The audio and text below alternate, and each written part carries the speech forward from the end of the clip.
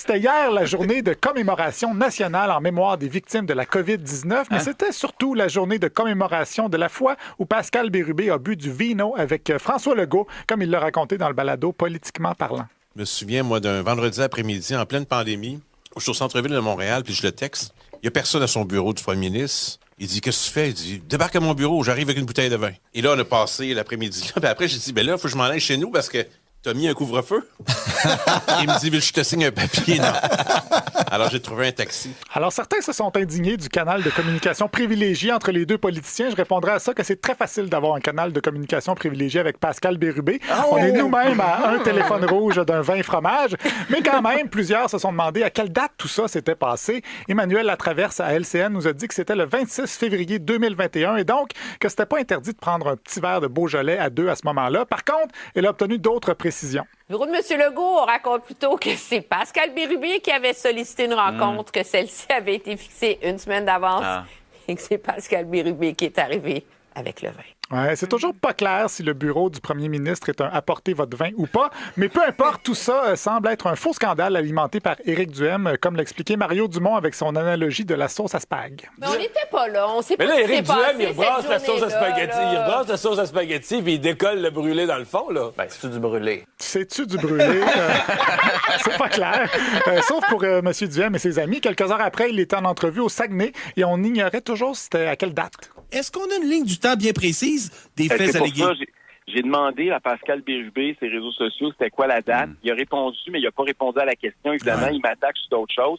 Ça, c'est une très bonne question. Alors, indignez-vous d'abord, posez des questions ensuite, peu importe la vérité. L'important, c'est de craquer les gens. Il était surtout insulté, en fait, que le premier ministre ait proposé de faire aux députés du PQ un billet pour sortir pendant le couvre-feu, prenant la suggestion au premier degré, contrairement à tout le monde. François Legault n'aurait jamais signé de sa main un papier signé du premier ministre pour permettre à Bérubé de contrevenir aux règles. C'était une joke, cette affaire-là. Là. Ben, en tout cas, moi, je l'ai pas pris comme une joke. Là. Quand on écoute l'extrait, c'est pas sur le ton de l'humour. Là. Il raconte sa journée, puis il raconte que c'est un vendredi soir. Bon, non, il raconte que c'est un vendredi après-midi, pas le soir pendant le couvre-feu, mais bon, on est toujours un petit peu à côté de la vérité pour M. Duhem. Donc, c'était pas sur le ton de l'humour. On peut réécouter. T'as mis un couvre-feu? Il me dit, je te signe un papier. Non. Est-ce que c'était dit à la rigolade? Je ne croirais pas. Le chef du PCQ a aussi comparé ça à un autre scandale célèbre. Rappelez-vous que même Boris Johnson, en Angleterre, est obligé de démissionner à cause de ça, là, parce que justement, il y avait eu un party au 10 Downing Street. C'est pas des affaires qu'il faut prendre à la légère, il faut rigoler. Là. Bon, je vous rappelle que Boris Johnson a fait une douzaine de parties avec parfois 30 personnes pendant le confinement en Angleterre. On est quand même loin du vendredi légal de François Legault. Évidemment, l'extrait a joué en boucle à Radio X toute la journée. On s'est remémoré des anecdotes de la pandémie. Dominique Moret est encore en choc post-traumatique d'un épisode au Saguenay. J'arrive au Pacini, la femme me demande mon adresse, mon permis de conduire. Mais c'était-tu cave, pareil? Oui, j'ai pas mangé c'était au tout Pacini. cave. J'avais pas le droit. Là, il y a du monde qui... Je dérangeais, il y a du monde qui passait à côté de moi. Moi, j'avais pas le droit de manger au Pacini. Pense à ça. Ouais. Parce qu'il voulait pas donner son adresse? Ben, c'est parce qu'il y avait des zones à l'époque, là. Tu pouvais pas aller manger dans une autre zone, en tout cas. OK.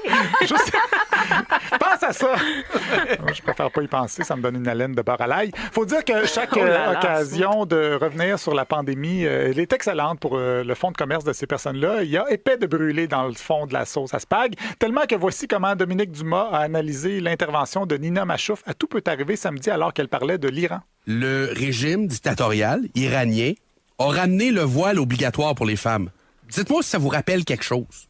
Si une femme n'était pas voilée, ne pouvait aller nulle part, ni à l'école, ni à l'hôpital, ni dans les édifices gouvernementaux, ni dans les magasins d'État. Par la suite, ni dans les magasins, ni dans les autobus. Étape par étape.